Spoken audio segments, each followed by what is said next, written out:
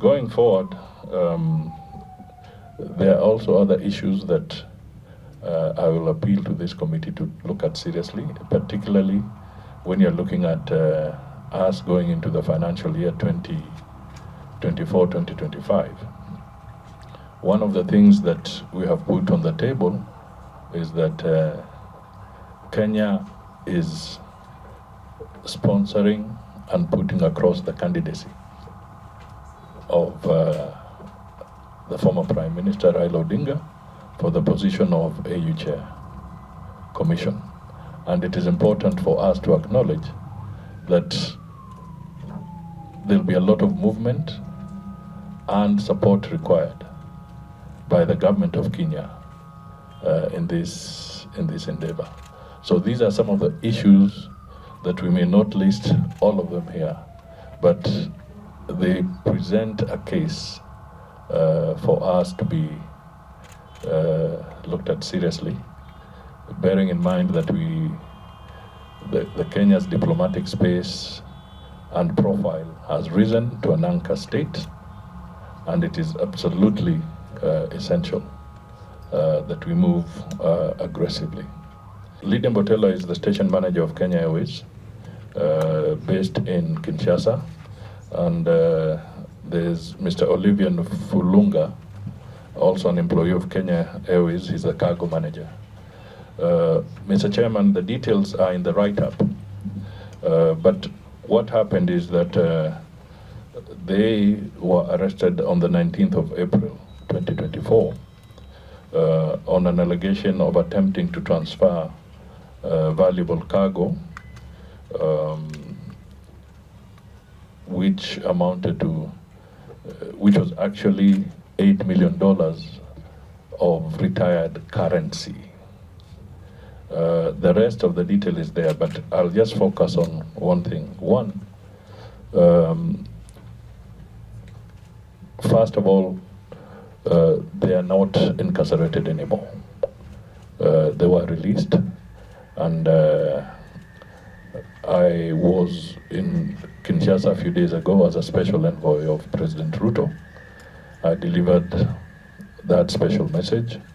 We had a conversation with the authorities, including the President Tshisekedi, and the team is no longer incarcerated.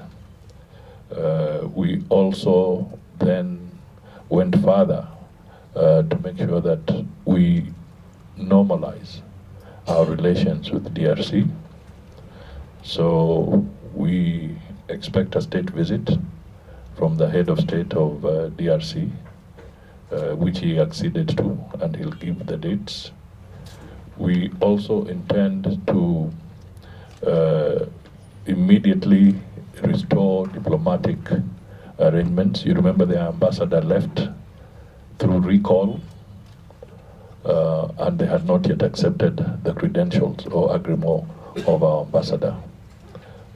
So through this visit, we have now agreed that they will send back their ambassador to take station in Nairobi, and they will also process the credentials of the Kenyan ambassador, so that at that level normalcy is restored.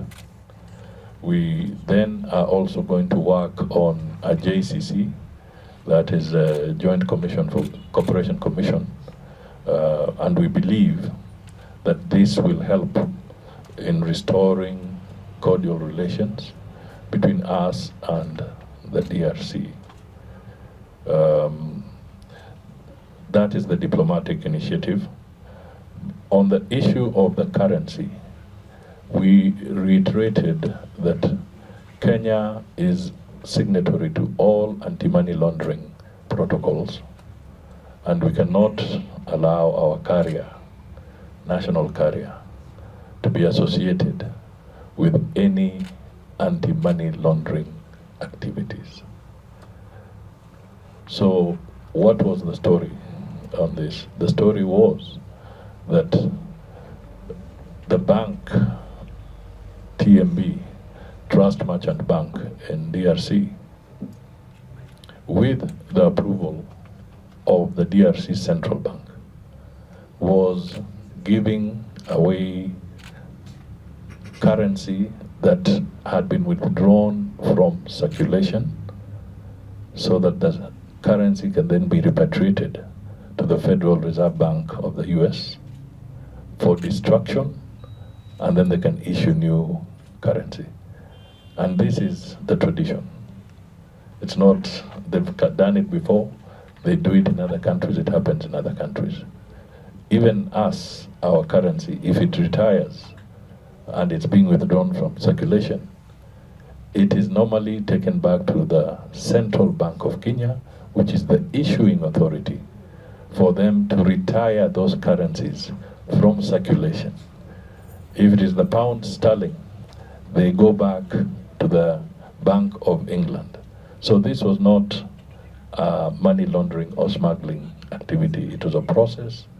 Documentation was done, approval of their central bank, and therefore we believe that it was an unfortunate incident, but it is now behind us. We intend to proceed in a more cordial manner, but the details are now documented for the committee to be aware of. Let me then say something briefly on the diaspora. There'll be the same kind of challenges with the diaspora in terms of the resourcing, and to just emphasize that there's also a big cut, not just in the foreign affairs department, but also in the diaspora department, almost again close to almost 40% cut. I'll want you to also look at that afresh and seek support, because the primary function and role of diaspora is really to help network and entrench our Kenyan diaspora across the globe. It's not necessarily here at home, but we have to recognize the contribution of the diaspora in Kenya is tremendous. They are part of the team that is stabilizing our forex. They've become bigger in remittances than what we get from exporting tea, coffee, and even horticulture on a single basis, unless you lump them all together. But the diaspora investment is much more. So I think if we look at the potential that we can grow in that area, again, I appeal to the committee to look at it. I'll be seeking the support of this committee, because we want to have serious dialogue with Parliament and support of Parliament, so that our foreign policy ceases to be a policy of the executive of the day. We want your support, because we are working towards having a sessional paper on Kenya's foreign policy, so that we can have very fundamental principles anchored broadly into our foreign policy. And then on the basis of that, the executive can work around other operational issues, but there must be some cardinal principles that we all as a nation must support in the context of our foreign policy. So I'll be coming to this committee with that support. Mr. Stephen Munyako. Stephen Munyako, the matter has been also documented, and it is with the committee now. This one involves a Kenyan who is incarcerated in the Saudi. I think you may have read something about it in the papers recently. He's facing the death row, and he's actually been in the cells for about 13 years.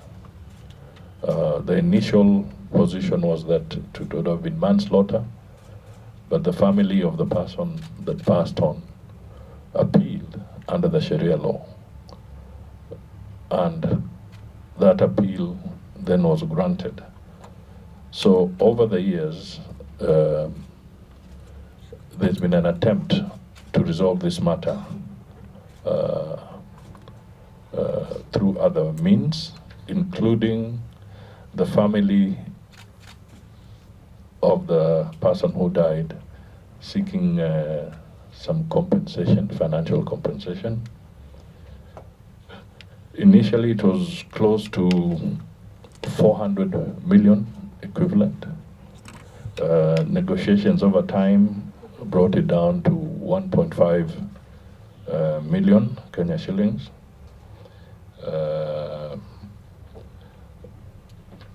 150 million Kenya shillings.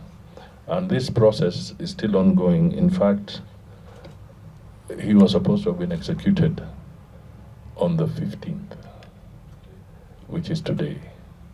But we made diplomatic interventions, and that was stayed. And it is our desire to continue engaging the Saudi authorities on this matter to see if some solution can be found and the life of this individual is saved. I personally wrote to my counterpart, Prince Faisal, on behalf of the family, to intervene and stay the execution of this gentleman. I have since interacted with the mother. The family is making an effort on their own to raise some funds, but they are appealing to Kenyan government and Kenyans in general to see if they can support them in this. We can focus on the diplomatic interventions, but as honorable members, you know that there's no fund that you can draw from under such circumstances. So unless Parliament was to create a fund of that nature, it means that we shall have to continue trying to intervene using the diplomatic channels so that we can save this gentleman. We will do our best in different capacities to call for public appeals to support so that as much resource can be raised. And hopefully on the basis of that, continue to strike some conversation with the family of the person who died and to see if they can now accede to allow his life to be saved. So this is an ongoing process, and I think it summarizes, but I also want to highlight that the special envoy is a critical issue for you to also look at, because this is the peace initiatives in Sudan, South Sudan, and it may look like it's an expense here, but it is definitely going to be more expensive to us if our neighbors' situation degenerates even more, because then we'll have a situation where there'll be a heightened refugee influx and so forth, and that will bring even more pressure to the government and the people of Kenya. So I think it's important that we look at it in that context, that it is a serious issue and the threats are real. The number of people displaced in Sudan, South Sudan is likely to have elections after 12 years, and we hope that happens. The measures we have to take to also contain the challenges that still remain in Somalia this becomes a critical area. We need to constantly look at the issue of foreign relations also as a security issue. Because as we are budgeted under public administration and international relations. But one of the key planks around this is also promoting and fostering and ensuring that there is peace and security. So I think it is important that, again, we look at this afresh. And God behold, but can you imagine if for some reason we have foreign staff who are under distress in a foreign land, and because they are under distress, somebody comes with what is perceived as a helping hand, and that helping hand can turn out to be a very dangerous process where our national interests can be seriously compromised. So this is a very serious issue that if we have a weak and under-financed foreign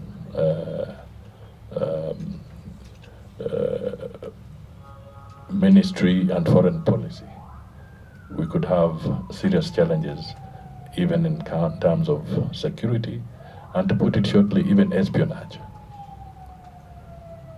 That is something that I think we need to critically look at.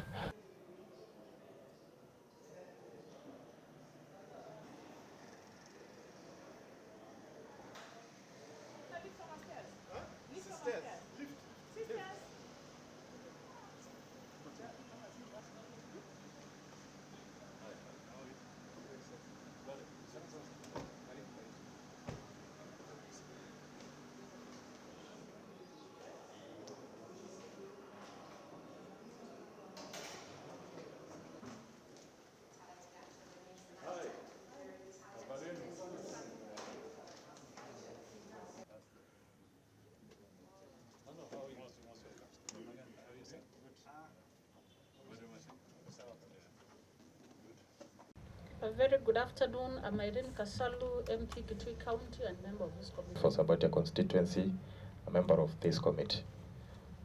They needed to introduce themselves so that you can become familiar with their voices as well. Thank you.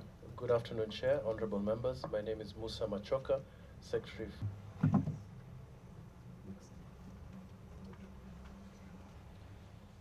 Good afternoon. My name is Ahmed Mukhtar, Office of the Prime Cabinet Secretary. In line with Section 44(1) of the Public Finance Management Act 2012.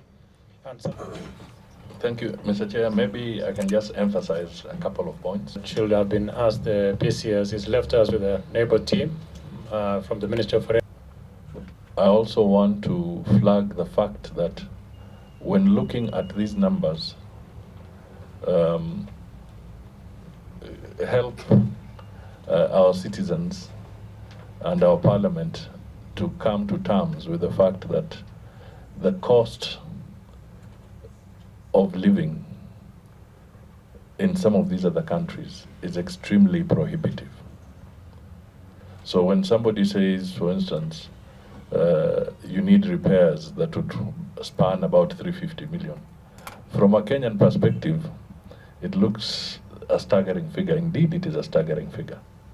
But when you are doing these repairs in New York, and you're doing it in the Nordic countries, and you're doing it in other aspects of Europe, countries of Europe, you can imagine what the cost of labor is and what the implications are. So sometimes, if we take it simply, we might miss the point. So I think it's important that you help us highlight that the price index, the cost in those countries is far much more different than here. One is to critically look at the foreign exchange fluctuation. In the past, there used to be a facility that would allow for that adjustment, but that was removed. And the wake-up call came when we saw the serious slide of the shilling a few months ago against hard currencies. So I think that is a very critical issue, and I want to say it, even though it may be repetitive, but we need to take care of our missions and our people abroad. In the many trips that I've made in the recent weeks and months, we have come across some of our embassy people who are in serious distress because of the impact of the fluctuation, and it has completely negated the value of what was made available to them earlier. So your strong intervention as a committee in this space is going to be very, very important, Mr. Chairman.